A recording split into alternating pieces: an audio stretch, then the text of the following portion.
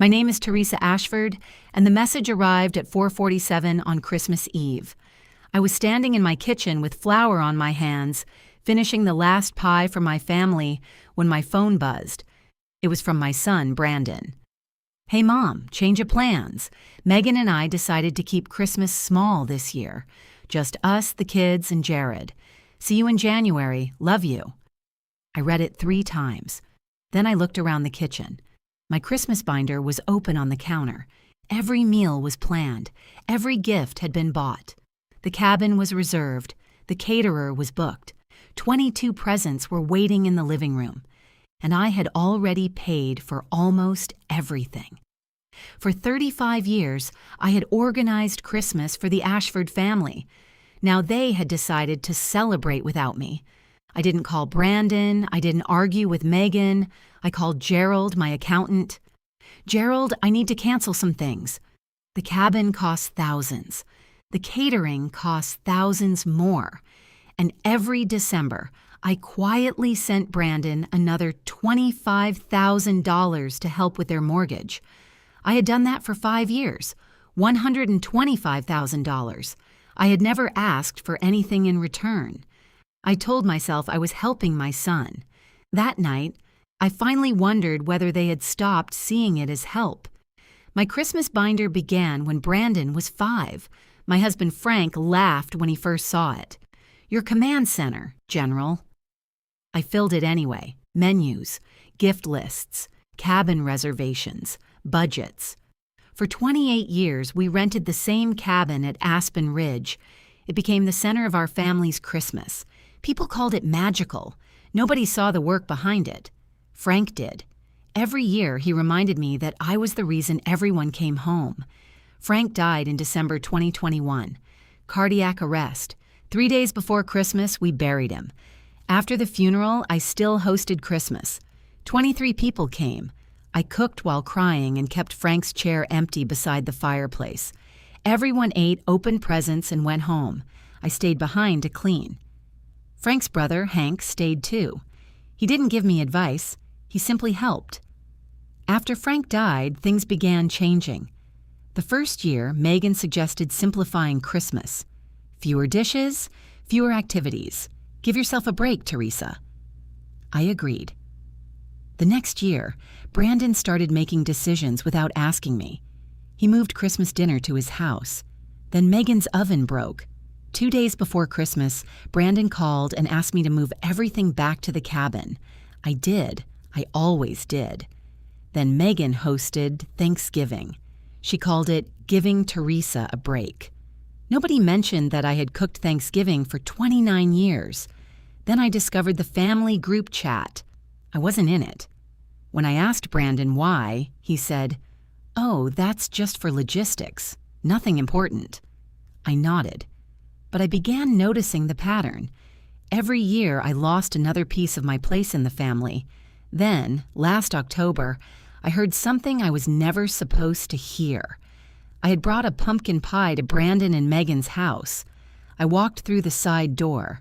Megan was in the kitchen. I heard her talking to Brandon. "Your mom uses Christmas to control this family." I froze. The pie was still in my hands. I placed it on the entry table and walked back outside. I never told Brandon. I tried to understand Megan. Her own mother had been controlling. Maybe Megan was seeing something in me that wasn't there. But I knew I had never used Christmas to control anyone. By Christmas Eve, I understood what the message meant. They didn't simply want a smaller Christmas. They wanted Christmas without me. So I made a decision. I opened my laptop and pulled up the cabin reservation, the catering order, and the bank transfer. I wrote 4 words on an old receipt: cancel, return, redirect, keep. The total cost of the Christmas they no longer wanted me to attend was $48,300. I called Gerald. Cancel the $25,000 transfer. All of it? All of it. Where should I redirect it? I looked at the Christmas binder, then at Frank's empty chair. The Meadowbrook Community Foundation. Gerald was silent. "I'll take care of it." I hung up. For the first time in 35 years, I wasn't planning Christmas for my family. I was planning what my life would look like without carrying them. The next morning, I woke up before sunrise. For the first time in years, I had nowhere to be. Then my phone rang. It was Brandon. "Mom, what happened to the cabin?" "I canceled it." "And the caterer?" "Canceled." "Why?" "Because you told me you wanted to keep Christmas small." "That doesn't mean we wanted you to cancel everything. You said you were celebrating without me. We changed our minds." "No, Brandon, you made a decision. I accepted it." His voice became tense. "Mom, you can't punish everyone because you're upset." "I'm not punishing anyone." "Then why cancel the cabin?" "Because I paid for it." "And the money you send me?" I went quiet. "That money is mine." He didn't answer. Then he said, "Please don't do this right before Christmas." I already did. That afternoon, Gerald called. "The transfer has been canceled." "Good. There is something else." "What?" "Brandon's mortgage payment was scheduled from the account connected to your monthly transfer." I stared at the wall. "So, his payment may not go through this month." "Let it." Gerald was silent. "Are you sure?" "Yes." That was when I realized how deeply my money had become part of their lives. They had stopped seeing my help as help. They had started seeing it as normal. 3 days before Christmas, Brandon came to my house. He stood on the porch with his hands in his coat pockets. "Can I come in?" "Yes." He walked into the kitchen and looked at the Christmas binder. "You really canceled everything." "Yes." "Why?" "Do you remember the message you sent me?" He looked down. "Yes. You said you wanted Christmas without me. I was trying to make things easier." "For whom?" He didn't answer. I opened the binder. "This is 35 years." He looked through the pages. "You planned all this every year?" "Every year. I didn't know. That was the problem." He sat down. "Did you really send me $25,000 every December?" "Yes." His eyes widened. "I thought it was just once." "No. Megan said you helped sometimes." "I helped every December." "Why didn't you tell me?" "I assumed you knew." "I didn't." That hurt more than I expected. Not because he didn't know the exact amount, because he didn't know how much I had been doing. I closed the binder. "You know what the strangest part is?" "What?" "I wasn't angry when you canceled Christmas. I was relieved." "Why?" "I finally had permission to stop. I've spent years believing that if I stopped doing everything, the family would fall apart. And now I'm wondering whether it was ever my job to hold it together." His phone buzzed. "Megan." He looked at the screen. He didn't answer. He put the phone face down. "She's angry," he said. "I imagine she is. She says you're trying to hurt us." "I'm not." "She says the mortgage payment didn't go through." "That isn't my responsibility." He looked at me. "I don't know what to do." "You're 43 years old, Brandon." "I know. You'll figure it out." At the door, he stopped. "Are you really going to spend Christmas alone?" "No." "With who?" "Hank invited me to his house." "Uncle Hank?" "Yes." "That sounds like him." After he left, I called Hank. "I need one favor." "What?" "Don't let me bring the binder." He laughed. "Deal." For the first time in decades, Christmas would happen without my schedule. No seating chart, no presents, no 12-hour cooking marathon. Just dinner, a few people, and a quiet house. But the next morning, Brandon called again. His voice was different. "Mom, I found something." "What?"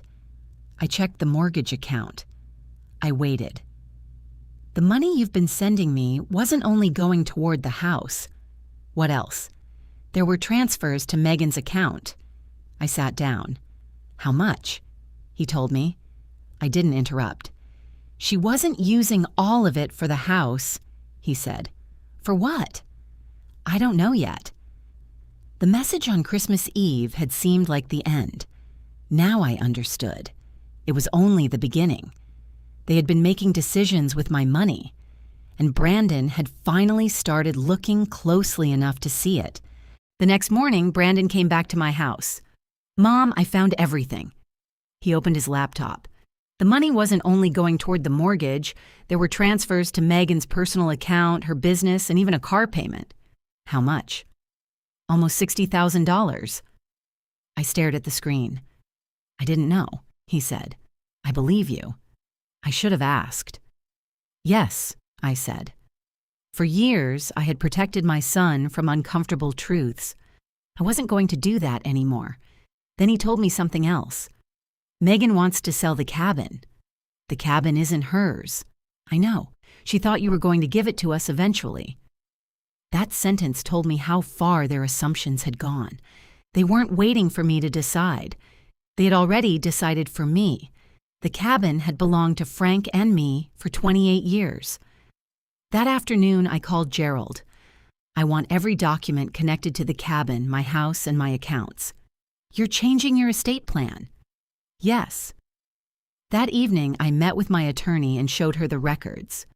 "What do you want your family to receive?" she asked. "I want my grandchildren protected." "And your son?" "I want him to learn how to stand on his own." "And Megan?" "Nothing that can be used to control him." So we changed everything. The cabin would go into a trust for my grandchildren. My house would remain mine. My savings would be divided between the grandchildren and charities I supported. Brandon would receive an inheritance too, but it would be protected. Megan would receive nothing directly. When I left the attorney's office, I felt lighter. Christmas arrived. I went to Hank's house. There were only 8 of us, no expensive catering. Hank burned the rolls, someone forgot the cranberry sauce, and one of the children spilled juice across the table. And I laughed. I hadn't laughed like that on Christmas in years. Later, Brandon came into the kitchen. "You don't have to do everything," he said. "I know." "I'll wash the dishes." "You're learning," he smiled, slowly. Then he told me he and Megan were going to counseling. I don't know what happens next. Neither do I. Are you angry with me? I thought about it. No. I was disappointed. A few weeks later, Brandon moved his finances into his own accounts. He stopped letting Megan manage everything and started paying his own bills. It wasn't easy, but it was necessary. Megan called me once. "You destroyed this family." I answered, "No, Megan, I simply stopped paying for it." She hung up. I never heard from her again. Months passed. Spring came. Then summer. The Christmas binder stayed on my shelf. It contained 35 years of memories. 1 year later, I opened it. Inside was Frank's handwriting. "You're the reason they all come home." I stared at those words. Then I smiled. Frank had been wrong. I wasn't the reason they came home. I had simply made it easy for them to come home. There was a difference. Family isn't supposed to be a service you provide. Love isn't measured by how much money you spend. That Christmas, I invited Brandon and the children to my house. Megan came too. I knew the invitation was mine to give. There were no 22 presents, no expensive catering, no rented cabin. We ate a simple dinner at my kitchen table. The children decorated cookies. Megan stayed quiet. At the end of the evening, Brandon helped me clean. "This feels different." "It is." "Better?" "Yes." "So, do we still have Christmas next year?" "If everyone helps." He laughed. I looked at the old binder. For years, I thought Christmas was about making sure everyone had everything they wanted. Now I understood. It was about people choosing to sit at the same table. And if someone only wanted the table because I paid for it, they could find another table. I didn't lose my family. I lost the version where love was measured by what I provided. What I gained was more valuable. My time, my peace, my money, my voice, and the freedom to say no without feeling guilty. Sometimes the strongest thing an older woman can do isn't to fight. It is to stop carrying what was never hers to carry. That Christmas, I finally stopped. The family didn't fall apart. They simply had to learn how to stand without me holding everything together. And for the first time in 35 years, I was finally free to enjoy Christmas too. Joy.